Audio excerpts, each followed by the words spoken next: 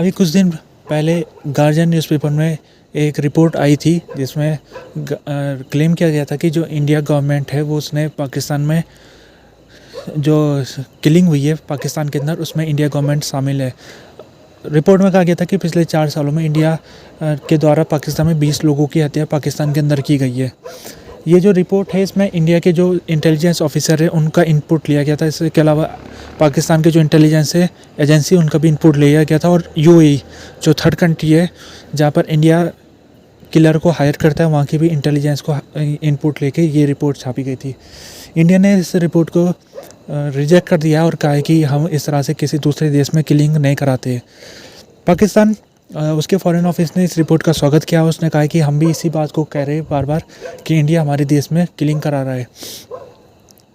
अभी पाकिस्तान ने जनवरी के महीने में एक फॉरेन अफेयर की एक प्रेस कॉन्फ्रेंस रखी थी जिसमें उसने इंडिया के ऊपर 2 पाकिस्तानी लोगों की हत्या कराने का आरोप लगाया था और सिलसिलेवार से उस मीटिंग में बताया गया था कि इंडिया जो हायर करता है किलर को वो आबू धाबी से करता है या फिर जो मिडिल ईस्ट के जो ये यूएई का इलाका है जहाँ पर इंडिया और पाकिस्तान मूल के काफ़ी लोग रहते हैं वहाँ पर से इंडिया एक पाकिस्तानी व्यक्ति को हायर करता है और पाकिस्तानी व्यक्ति वो पाकिस्तान में जाके वो जो जिसको मारना है उसको मारता है और इंडिया से पैसा ले लेता है। क्योंकि इसमें तीसरा कंट्री भी शामिल है यूएई, तो यूएई वहाँ पर ही ये सारा इंडिया का लेन देन होता है। इंडिया वहाँ से सुपारी देता है, ये पाकिस्तान का आरोप है। सुपारी देता है और वहाँ से वो व्यक्ति फिर पाकिस्तान में जाके करता है। तो पाकिस्तान सरकार ने यूएई सरकार से अपील की थी कि इस तरह से जो इंडिया गवर्नमेंट वहाँ पर इस तरह से एक किलिंग का पूरा प्रोग्राम चला रही है यूएई के अंदर, तो पाकिस्तान ने अपील की थी यूएई सरकार से कि इसको बंद करे और इंडिया के जो ऑफिसर है शामिल जो ये सब करा रहे हैं उनको उनके ऊपर कार्रवाई करे। इंडिया के ऊपर ये पाकिस्तान ही नहीं लगाता आरोप कि इस तरह से किलिंग वो पाकिस्तान में होती है। इससे पहले कनाडा में भी वहाँ पर एक व्यक्ति है खालिस्तानी निज्जर, उसकी हत्या जब हुई थी तो उस हत्या होने के कुछ दिन बाद जो कनाडा के प्राइम मिनिस्टर है जस्टिन ट्रूडो उन्होंने पार्लियामेंट के सामने कहा कि ये जो निज्जर की मौत है इसमें इंडिया इंटेलिजेंस का हाथ है, इंडिया की इंटेलिजेंस ने ये किलिंग कराई है। उसके बाद बहुत ही ज़रा बड़ा मामला बन गया था, इंडिया और कनाडा के संबंध बिगड़ने लग गए थे क्योंकि इंडिया ने कनाडा के प्राइम मिनिस्टर का जो ये बयान था उसको रिजेक्ट कर दिया था और कहा था कि कनाडा के प्राइम मिनिस्टर ने बिना एविडेंस के साथ हम पर ये आरोप लगाया। तो उसके बाद इंडिया के ऊपर ये इंटरनेशनल खबर चलने लग गई थी कि इंडिया जो खालिस्तानी है कनाडा यूएस उनको निशाना बना रहे। उसके कुछ दिन बाद एक और रिपोर्ट यूएस में भी छपी थी।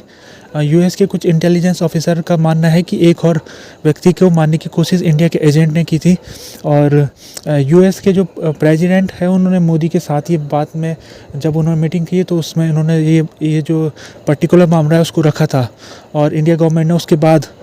इसमें जांच शुरू कर रखी है। जो यूएस में जो एक खालिस्तानी व्यक्ति के ऊपर हमले के ऊपर एक जो मामला है उसके ऊपर इंडिया गवर्नमेंट ने जांच शुरू कर रखी है। तो इंडिया के ऊपर ये इस तरह से मामले चल रहे हैं और खालिस्तानी जो वेस्टर्न देशों में ख़ासतौर में वहाँ रहते उनको इंडिया गवर्नमेंट निशाना बना रही है। जो ये गार्जियन की रिपोर्ट छपी है उसमें पाकिस्तान को लेकर ये कहा गया कि इंडिया ने 2019 के बाद जब इंडिया में पुलवामा का अटैक हुआ था उसके बाद इंडिया ने अपनी पॉलिसी चेंज कर दी। उसने पॉलिसी बनाई कि कोई भी व्यक्ति जो एंटी इंडिया है जो पाकिस्तान में रहता है उसको निशाना बनाना है, चाहे वो एक्स्ट्रा जुडिशियल क्यों ना हो। यानी कि अगर वो पाकिस्तान में इंडिया को नुकसान पहुंचा सकता है तो इंडिया गवर्नमेंट उसको न्यूट्रलाइज़ करेगी, चाहे वो सुपारी दे के करे किसी को या कैसे भी करे। तो ये रिपोर्ट में कहा गया है। इंडिया ने अभी लेटेस्ट न्यूज़ ये है कि इंडिया ने पाकिस्तान और गार्जियन के जो रिपोर्ट है उसको दोनों को रिजेक्ट कर दिया और कहा कि हमारी ये कोई भी ऑफिशियल पॉलिसी नहीं है, हम कभी भी किसी दूसरे देश के ऊपर इस तरह से हमला नहीं कराते या किसी को सुपारी दे के दूसरे देश के नागरिकों को नहीं मराते हैं। अगर देखा जाए तो इंटरनेशनल लॉ इस मामले में बिल्कुल साफ है और इंटरनेशनल लॉ के हिसाब से कोई भी व्यक्ति अगर वो दूसरे देश में है, दूसरे देश का नागरिक है तो उसके ऊपर हमला नहीं हो सकता है। जैसे कि इंडिया किसी दूसरे देश में, चाहे वो इंडिया के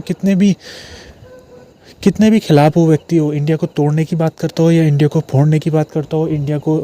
बम मारने की धमकी देता हो, कुछ भी करता हो, इंडिया गवर्नमेंट उसके ऊपर हमला नहीं करा सकती हो। एक्स्ट्रा जुडिशरी किलिंग कह सकते हैं इसे, जो नहीं करा सकती इंडिया। ऐसे जो प्रॉब्लम होती है जब कोई व्यक्ति किसी देश को नुकसान पहुंचाने की धमकी देता है और एक को सुरक्षित जगह में छुप जाता है, तो ऐसे केस को निपटाने के लिए एक्स्ट्राडिशन ट्रीटी बनाई जाती है। एक्स्ट्राडिशन ट्रीटी जब देशों के बीच साइन होती है तो उसमें ये लिखा रहता है कि ऐसा कोई भी केस आता है तो जो दूसरा देश है, होस्ट कंट्री, वो उस व्यक्ति को सौंपेगा। तो ऐसे करके एक्स्ट्राडिशन ट्रीटी होती है। इंडिया ने भी कई देशों के साथ एक्स्ट्राडिशन ट्रीटी कर रखी है, लेकिन एक्स्ट्राडिशन ट्रीटी में कुछ समस्या है। पहली समस्या ये है कि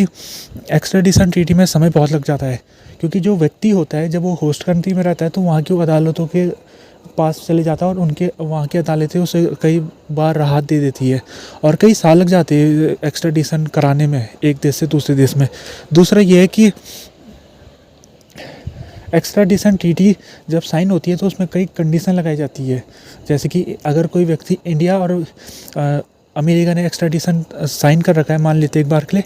तो अमेरिका ने इंडिया के ऊपर कंडीशन लगाई है कि जो व्यक्ति हम आपको भेजेंगे उसको आपको टॉर्चर नहीं करना है, उसको आपको प्रिजन में, साफ़ सुथरे प्रिजन में रखना है, आपको उसको कोई फिजिकल हार्म नहीं पहुंचाना है। तो इस तरह से कंडीशन भी लगती है।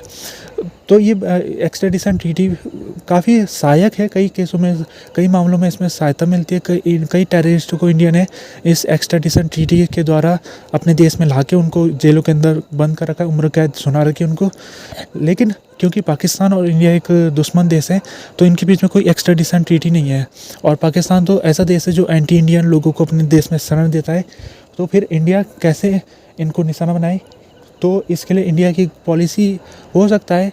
कि पुलवामा के बाद चेंज हो गई होगी, क्योंकि पुलवामा में इंडिया का आरोप है कि जो 40 जवान इंडिया के शहीद हुए थे उसमें पाकिस्तान से आ रखे थे वो हमलावर, और उन्होंने इंडिया के सोल्जर्स को निशाना बनाया। तो इंडिया रिपोर्ट में कहा गया है कि इंडिया ने पुलवामा के बाद अपनी पॉलिसी को चेंज कर दिया था और कहा था कि इंडिया को कोई नुकसान अगर पहुंचाएगा तो उससे पहले इंडिया टेररिस्टों को ख़त्म कर देगा पाकिस्तान के अंदर ही।